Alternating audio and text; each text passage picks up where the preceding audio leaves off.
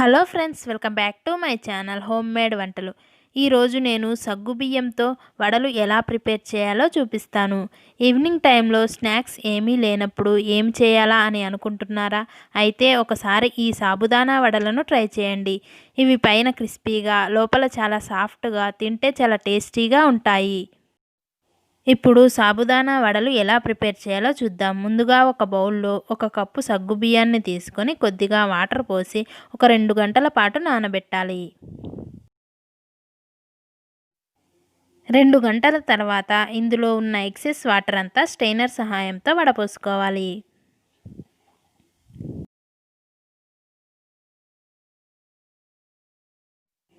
ఇప్పుడు ఒక mixie jar తీసుకొని అందులో ఒక అరకప్పు వేయించుకున్న పల్లీలు వేసుకొని మెత్తగా గ్రైండ్ చేసుకోవాలి.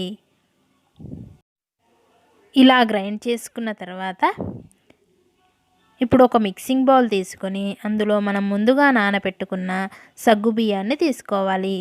తర్వాత ఇందులో సన్నగా తరిగిన ఉల్లిపాయ ముక్కలు, తురిమిన అల్లం, పచ్చిమిర్చి ముక్కలు, కరివేపాకు, కొత్తిమీర వేయాలి.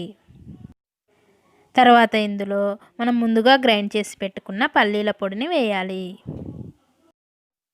తర్వాత ఇందులో ఒక 2 ఉడికించిన బంగాళదుంపలను ఇందులో తురుముకోవాలి.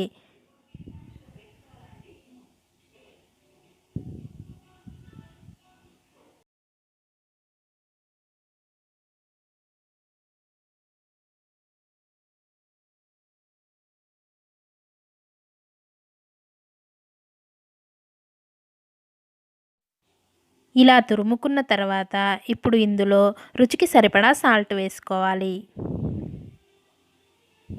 దీనంతటిని ఒకసారి బాగా మిక్స్ చేసుకోవాలి.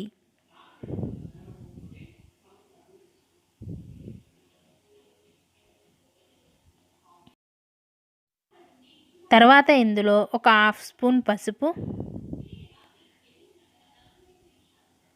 1/2 స్పూన్ జీరా పౌడర్ వేయాలి. తర్వాత దీనిని బాగా కలుపుకోవాలి. ఇందులో వాటర్ ఏమీ యాడ్ చేయని అవసరం లేదు. ఇలా కలుపుకున్న తర్వాత ఇప్పుడు కొద్దిగా పిండిని తీసుకుంటూ ఒక చిన్న నిమ్మకాయంత సైజులో బాల్స్ అన్నీ చేసి పెట్టుకోవాలి.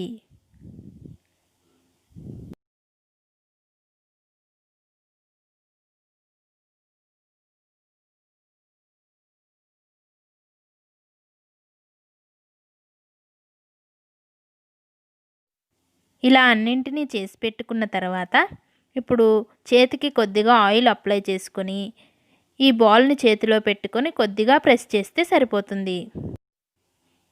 ఇలా చేసుకున్న దానిని కాగిన నూనెలో వేసి ఫ్రై చేసుకోవాలి. వీటిని కాస్త మందంగానే ఒత్తుకోవాలి, లేదంటే నూనెలో వేయగానే విడిపోతాయి.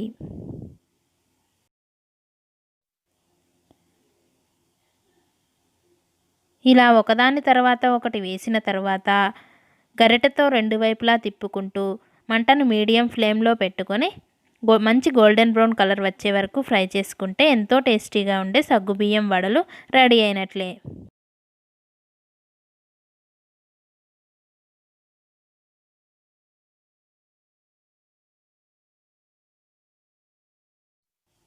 ఇలా మంచి కలర్ వచ్చిన తర్వాత వీటిని ఒక బౌల్లోకి తీసుకోవాలి.